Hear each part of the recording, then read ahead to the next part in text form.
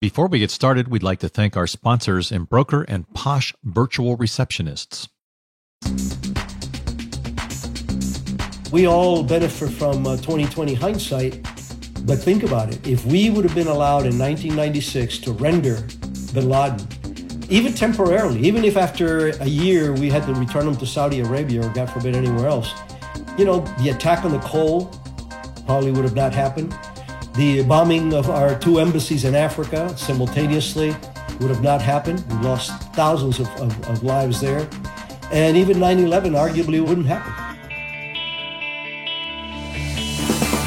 Welcome to the award-winning podcast, Lawyer to Lawyer, with J. Craig Williams, bringing you the latest legal news and observations with the leading experts in the legal profession. You're listening to Legal Talk Network. Welcome to Lawyer on the Legal Talk Network. I'm Craig Williams, coming to you from Southern California. I write a blog named May It Please the Court and have two books out titled How to Get Sued and The SLED. Well, the Central Intelligence Agency, better known as the CIA, is the principal foreign intelligence and counterintelligence agency of the United States government. The CIA's primary job is collecting and analyzing foreign intelligence and conducting covert action, and U.S. policymakers, including the President of the United States, make those policy decisions based on the information provided by the CIA. Well, today we have a very special episode of Lawyer to Lawyer where we're going to speak with a highly decorated hero and CIA shadow warrior who spent years fighting to protect the nation and a home that welcomed him as a child of communist repression. Our guest today is Enrique Rick Prado. He's the author of a book just released this last month, Black Ops, The Life of a CIA Shadow Warrior from St. Martin's Press. Rick spent 24 years in the CIA with a career spanning both the Cold War and the Age of Terrorism.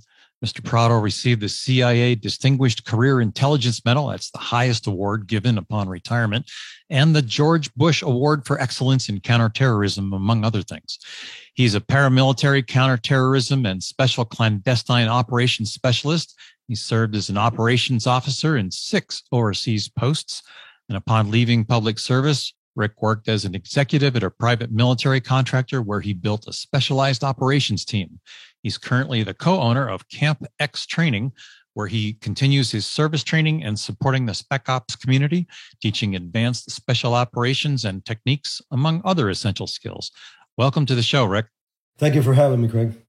Rick, I have to say it's a tremendous honor to have you on the show. I don't think we've had, in the 15 years we've been doing this, had anyone quite as colorful, I would say. You've lived quite a life. Can you give us a little bit about your backstory about how you became a CIA operative? Well, I actually went into pararescue, Air Force pararescue in 1971 with the intentions of going to Vietnam. I'm Cuban born. I came to this country in 1962 by myself to an orphanage in Pueblo, Colorado. And having witnessed what had happened to my first country and the atrocities committed and the confiscations and the clothing of church and everything else, and then coming to a place like the United States, even a 10-year-old, I turned 11 in the orphanage, even an 11-year-old could see that this was a very, very different kind of environment. So as I grew up, senior in high school, I grew conscious. I felt that I really needed to pay back this wonderful country for what they did for my family and other colleagues. And 50 years later, I'm doing pretty much the same thing in different incarnations. Right. And I read through parts of your book, especially the life you lived as a child in Cuba. And there were some specific things that happened to you with your abuela and your abuelo that had some big effects on your decision to become into the military. Yes, I mean, nobody in my family ever wore a uniform, so that was very alien to me. My maternal grandfather was a very, very cool guy, very stoic. And during the revolution, there was a couple of firefights in my town, which I witnessed, and people getting shot and everything else. And then what happened was when they were going to take over the town for real, one of the guys in the guerrilla band was one of the team leaders, was a cousin of my dad. So he snuck into our house, knocked on the back door, 2 o'clock, 3 o'clock in the morning to talk to my dad. And I woke up, my mom was up, and he came in to tell us, look, we're taking the town in 2 days. you nor your wife can leave because counterintelligence-wise, they would perhaps come to the conclusion that you're leaving for a reason, but we will allow you to take your son out with some other family member. This was, like I said, 2 or 3 o'clock in the morning, and one of the highlights of that was he had a Thompson submachine gun, and he put it on my lap. And of course, Thompson weighs like 11 pounds or 12 pounds. So that began the love with those kind of toys. So I moved to Santa Clara, which was the capital at the time of the state, and the rebels came in, took over the town, and now my grandfather was bringing me back. And I think the highlight of that one, which again, part of my forging process, there was a very tall bridge, and I checked with my dad before he passed, and it was a good, 75 feet off the ground, if not more, and fast water and rocks. And what the rebels had done, they had taken all the planks out of the bridge, so all that was left was the railings and these, I would say, 4x4, although they look smaller, beams on the side. And my grandfather looks at me, he goes, we have to cross this. And I go, okay. He goes, are you afraid? And of course I said no, but that was not the truth.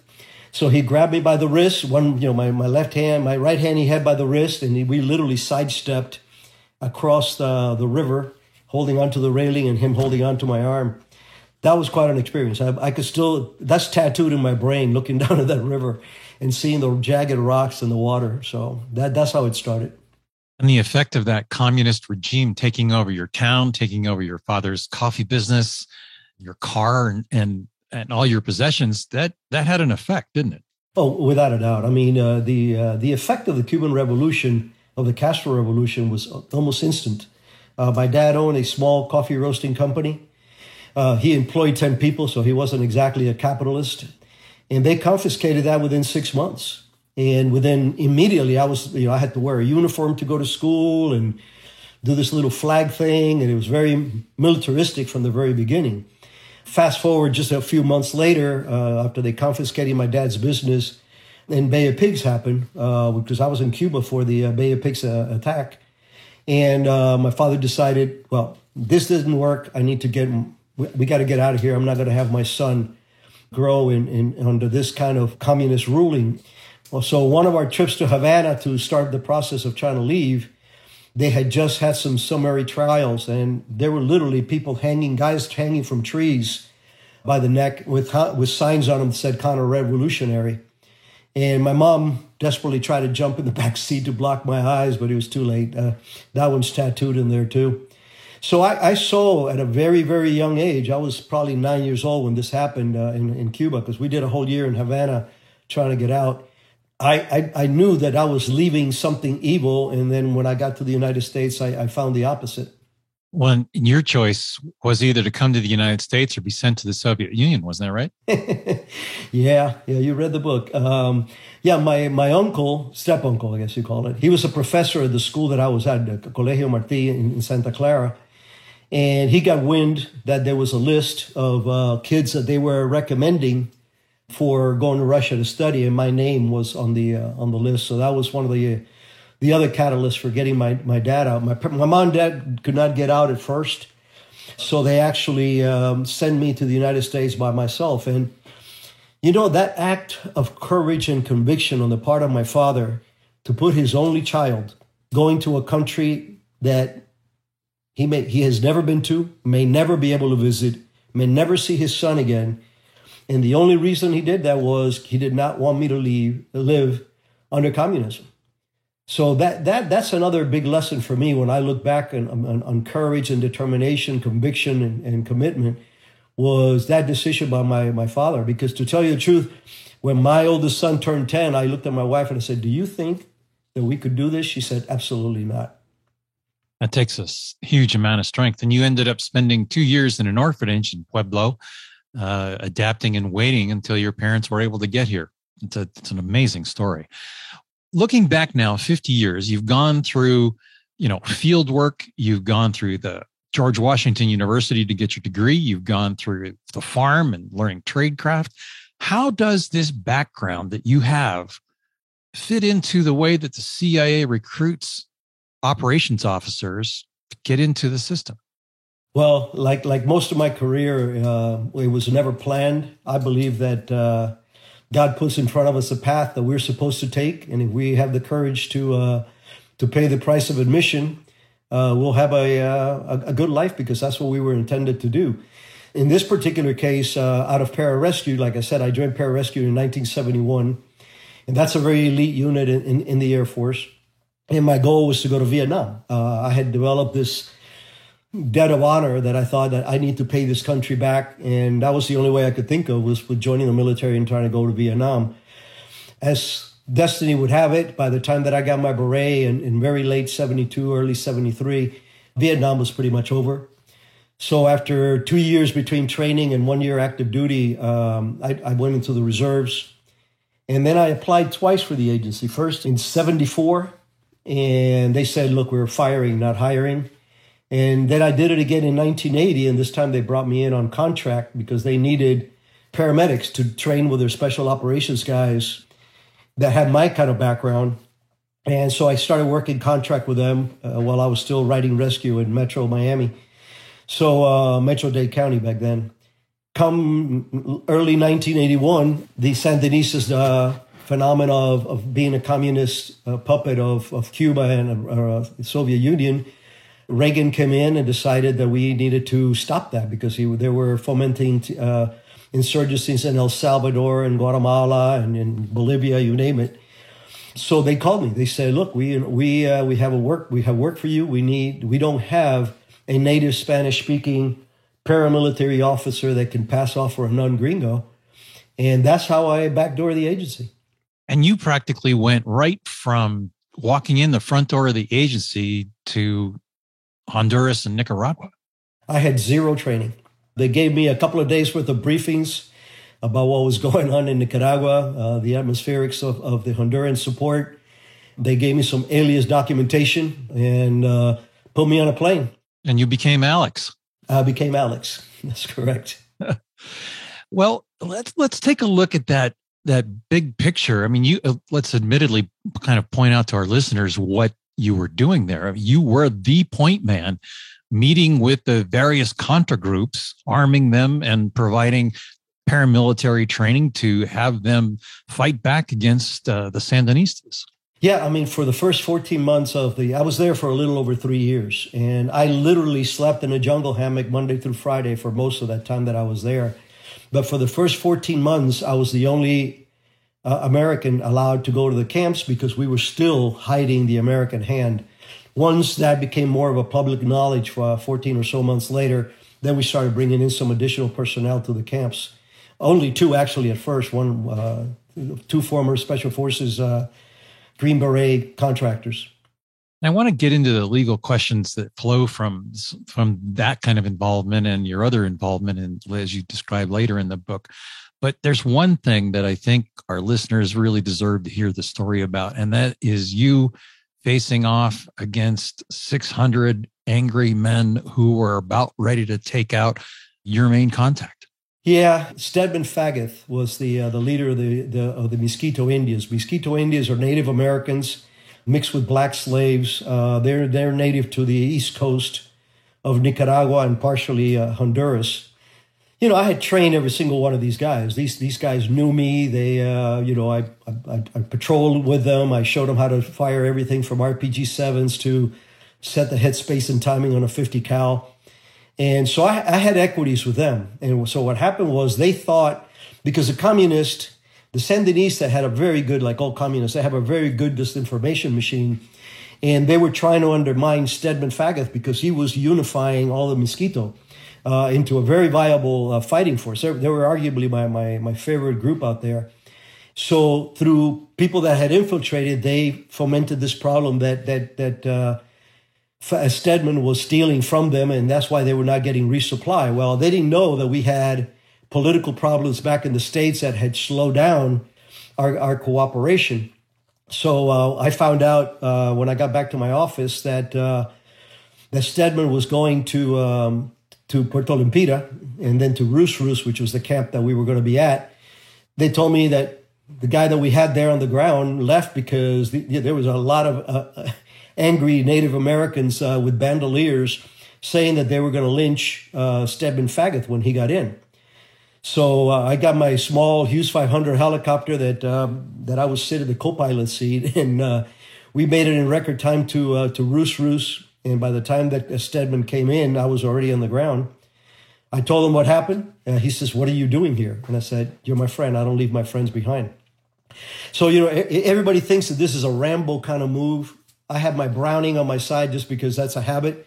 But I didn't even take my M16 with me to the meeting because 600 of them, what am I going to do with them, right?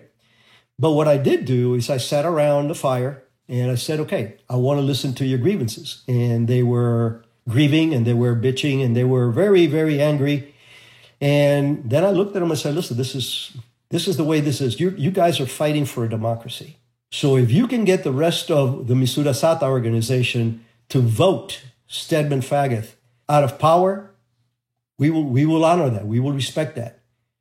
But if you touch one hair of his head, I will personally lead the troops that'll go out and get you guys. Now, these guys, like I said, had trained with me for well over a year now, so that they knew that I meant business. And then I promised them, I said, look, he is not stealing from you. Nobody's getting resupply. We're having these issues with the government. That's being fixed. And I promise you, I'll have some supplies for you here tomorrow.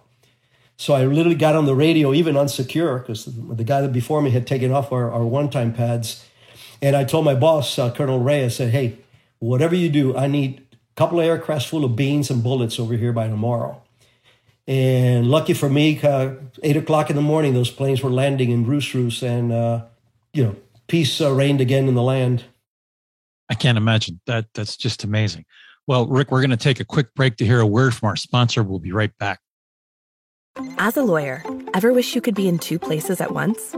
You could take a call when you're in court, capture a lead during a meeting. That's where Posh comes in. We're live virtual receptionists who answer and transfer your calls so you never miss an opportunity. And the Posh app lets you control when your receptionist steps in. So if you can't answer, Posh can. And if you've got it, Posh is just a tap away. With Posh, you can save as much as 40% off your current service provider's rates. Start your free trial today at posh.com.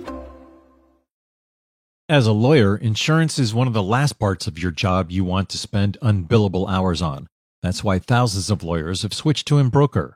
Embroker offers A+ rated insurance for law firms. You can quote and buy instantly online. And if you need help, they have experts on standby.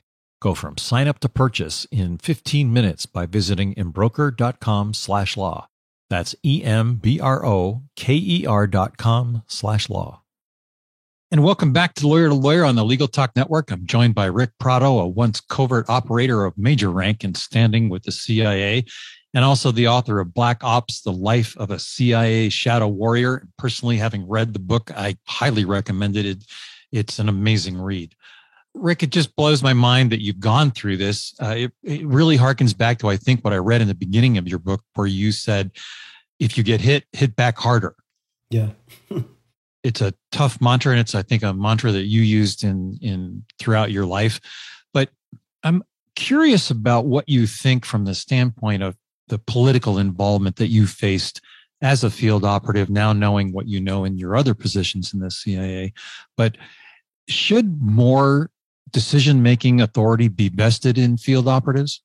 Well, the agency has always, until it's been reduced of late, but the agency had the system that we have. The chief of station in a country sits to the right hand of God. Even headquarters will listen to them first. You really have to screw up as a chief of station to get headquarters on your case, because our leadership is all made from people that made it through the ranks, and they worked for COSs, and now they've been COSs.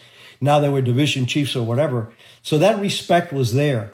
So there was a lot of authority at the chief of station level for the greater part of my career, albeit later on in the early 2000s, that was degraded quite a bit. And I think, for whatever reasons, but absolutely, I felt that for the most part, they would listen to us when we had something to say in it, but it was always through the chief of station. You've talked on the CBS Sunday Morning interview that you did about bin Laden and the CIA's opportunities being so close to him to take him out and honestly prevent 911 or at least bring him in for questioning, as you said. What was the holdback there? Well, yes, I'm a plank owner of the Bin Laden task force. I was the deputy chief of station. We started that late 95, early 96.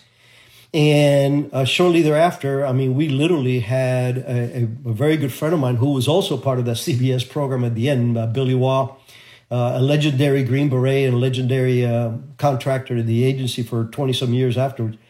Billy was literally hiding in a safe house overlooking Bin Laden's compound, and the first photographs that we got was by Billy taking him of Bin Laden. We knew what his security detail, if you want to call it that, was. We knew what car he drove. He often got in his car by himself to go to places because at the time, Khartoum, Sudan was literally a hotel for terrorists. Terrorists of all ilk could go there, and as long as they paid the right money, they could live there. They would have driver's license, and nobody would mess with them. And that was the case with tons of terrorists, and that's what Billy was there to do, keep tabs on them. Billy Waugh is the guy that actually found Carlos the Jackal, Elis Ramirez, one of the most renowned terrorists in Europe in those years. But anyway, we, the agency, and we from the Bin Laden station, we proposed several times up the ladder to allow us to interdict Bin Laden, to disrupt Bin Laden. Well, I'm not talking about necessarily shooting them, although Billy Waugh himself told me, he says, look, I was so close to him yesterday that I could have stabbed him with a pencil. But we knew that we could take a small team of guys in there, well-trained with the right, and literally kidnap him and drag him out and bring him to justice. Now, we all benefit from 2020 hindsight, but think about it. If we would have been allowed in 1996 to render Bin Laden, even temporarily, even if after a year we had to return him to Saudi Arabia or, God forbid, anywhere else, the attack on the Cole probably would have not happened. The bombing of our 2 embassies in Africa simultaneously would have not happened. We lost thousands of lives there. And even 9/11 arguably wouldn't happen.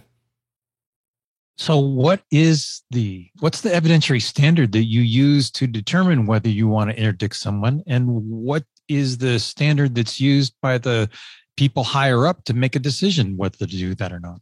Well, at the operational level, we had all the dots and all the T's crossed. We had everything in line. We knew that he was training some very radical Muslim Arabs.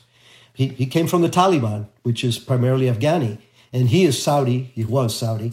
But we knew that he was training these really radicalized former mujahideen. He had several training camps that we knew from overhead and everything else that they were training in terrorist tactics. We knew that he was donating incredible amount of money to other causes. And, the way that I described him when I was in the Bin Laden task force, I said, this guy he's becoming the godfather of terrorism. He is developing ties with so many different organizations that he is really force multiplying and coordinating a lot of these things. And that's what Al-Qaeda actually stands for. It means the base. He became the base that, linked up with all these other terrorist organizations out there. I'm going to preface my next question with a very fine point I think you made in your book, which is that in America, we think that it's everything should be fair play and due process. But once you leave our boundaries, the rest of the world is not like that. It's full of corruption and evil people and people that don't care about the ultimate outcomes. But there has to be, as an American, you have to ask this question of the CIA. Should we be applying the United States Constitution and our morals and the things that we live by to foreign nationals in circumstances like this? Or which laws should we be applying? Or do we just apply a moral code of what we know is correct? I think a moral code of what we know is correct is much better than affording people the privileges that we have in the United States, because we have millions of Americans that have died for that freedom. And there's a lot of people out there that don't deserve that. They're not our neighbors. They're not our friends. They're our enemies. And you cannot judge the morality of your enemy by your own. You'll lose every time. There's things that the terrorists would do that I could never do. Shoot a kid just to force a father to go blow something up. Happened to us in Iraq. So I'm a firm believer that the U.S. Constitution in the U.S. is hallowed ground. That's where these things apply, and everybody else is in a let's see who you are kind of mode. Obviously, we have our allies, the Brits and stuff like that. We would never work against them. But the one thing that I can guarantee you is I never in the almost 25 years that I had was in CIA, I never saw us targeting anybody for either arrest or for compromising him with the cops or whatever, that it wasn't morally justified. We knew that these individuals were out to do us harm, and we needed to do that, to take OPCON and prevent that. Well, I have to take this conversation and turn it to current events. We have the situation between Russia and Ukraine. We've had at least one United States senator call for Putin's assassination and been roundly criticized for that because, it certainly opens up the vice versa, that Russia could try and assassinate our president. What's your perspective on what we can do in this instance from a covert standpoint to be able to resolve this? And, don't give away any CIA secrets here, but what are your thoughts? Well, let me start by saying that, again, you cannot judge our morality by that of our enemies. How many opposition leaders has Putin killed, assassinated, with injections and with radiological components or toxics and all these kind of things? So there's nothing we would do that would make them more prone or more willing to do us that kind of harm. I guarantee you, if they could get to Zelensky, they would. They've tried 3 times and failed. If they really thought that the Biden was an impediment to their effort, and they could get to him, they would have no qualms about doing anything like that. I don't believe that we're in a position to assassinate anybody, especially the head of a country. What I think the senator said was, I hope somebody from his ranks puts a bullet in his head. Now, there's 2 sides of this argument. First of all, again, with the benefit of the 2020 hindsight, imagine if we would have been able to put a bullet through a surrogate in Hitler's head in 1938. How many millions and millions of lives on both sides of the fence would have been saved?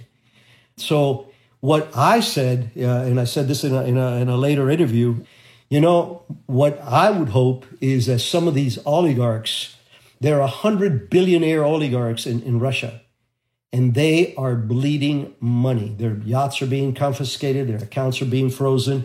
These guys are literally losing tens of millions of dollars a day. That one of those, or the collection of them, could force Putin out. Now, force Putin out could be buying up all the opposition or having somebody taking him out. That's their problem. Where the senator was a little naive was nobody that's really next to Putin, that is part of his inner circle, is going to kill Putin. Even if there's a little bit of love lost, they're on the same boat. If Putin dies, those guys die.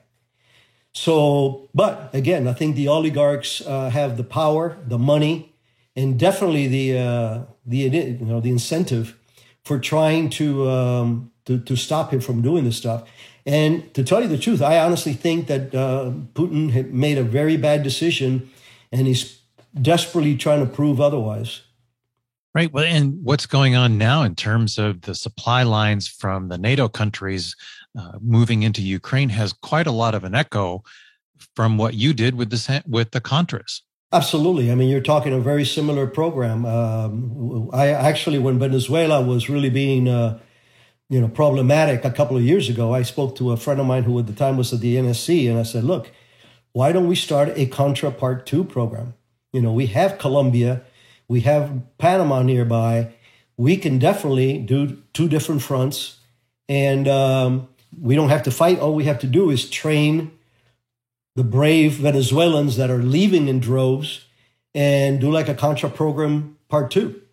He thought it was a great idea, but it never got political traction. Why? I don't know. I mean, you have a lot of oil and a lot of enemies in our backyard. Yeah, and certainly circumstances now that are going to change the relationship between the United States and Venezuela because of the oil. That's correct. right? That's correct. Well, Rick, this has been an absolutely fascinating discussion. I could go on for hours just sitting down talking with you and reminiscing or hearing about your stories, because it's almost like it's James Bond, without the tux. Yeah, and I'm still waiting for my Aston Martin. Maybe it'll show up one day. But you had your Walther PPK. I did. I actually did carry one in my ankle most of the time. Well, Rick, it looks like we just about reached the end of our program, so I'd like to take this opportunity to let you share your final thoughts and give us your contact information so that folks can learn about your book, Black Ops: Life as a CIA Shadow Warrior. Well, thank you. I mean, you can go to rickprado.com, and that'll take you to all the vendors. I don't sell books directly, and neither does the publisher. It goes to Barnes & Noble and Amazon and a couple of others. And what I would like to say about the book is that the book was written for the right reasons. And those right reasons was, I despise the reputation that my poor agency has. We're the most malign agency in the federal government. And all we know about CIA, it comes from the movies, Hollywood. And that is not only unfair to the agency, but it's unfair to the 137 people that we have that have sacrificed their lives, most of them anonymously, and there are 137 stars on our wall of honor. I think those individuals deserve their grandchildren to understand what sacrifices their great-grandparents did and why. So that's the purpose of the book. And in the book, you're going to see, and you read it, real CIA operations done by real, case officers. No Jason Bourne, no American Made, no Rambo, just a bunch of patriots trying to outsmart the enemy and winning most of the time. Well, Rick, thank you. And I highly commend the book. I think it's time that America learns the truth about the CIA, certainly with the war in Russia and Ukraine and the historical war of World War II. We need to learn from those experiences, and your book really helps out with that. Thank you very much for having me. Well, Rick Prado is one amazing man. Reading the book will convince you that he is every bit of a Jack Ryan from the Tom Clancy novels, and a little bit of James Bond all swirled in. But he's done significant things to protect our country and could have done other significant things to protect our country, but was held back because of a lack of political will or stomach for the kinds of things that CIA field operatives do. Right now, we've got the war raging in Russia and Ukraine, the potential for World War III, if it's not already. We haven't learned the lessons from World War II yet, although people like Rick Prado have been out there trying to teach that and prevent that. So it seems that it's a worthwhile read in his book, and perhaps to learn a little bit better about what the CIA does, how our laws as a country apply, and how they apply in foreign situations. It is a little bit clandestine, and it is a little bit controversial. It certainly was with the Contra Sandinista affair. And as these days, everything tends to turn political, but there's also good reasons for the laws and the way that they're applied, and whether they're applied internationally or applied here at home. So listen up, learn from Rick, and take a page. And for our listeners, if you like what you heard today, please rate us on Apple Podcasts, your favorite podcasting app. You can also visit us at LegalTalkNetwork.com, where you can sign up for our newsletter. I'm Craig Williams. Thanks for listening. Please join us next time for another great legal topic. Remember, when you want legal, think lawyer to lawyer.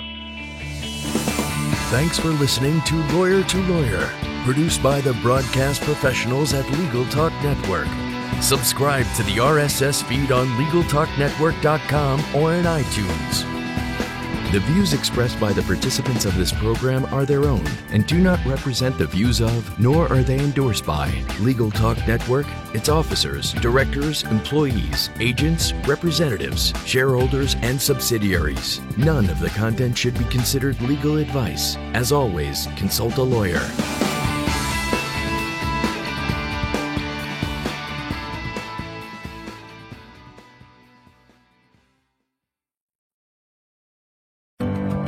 Workers' Comp Matters is a podcast dedicated to exploring the laws, the landmark cases, and the true stories that define our workers' compensation system. I'm Judd Pierce, and together with Alan Pierce, we host a different guest each month as we bring to life this diverse area of the law. Join us on Workers' Comp Matters on the Legal Talk Network.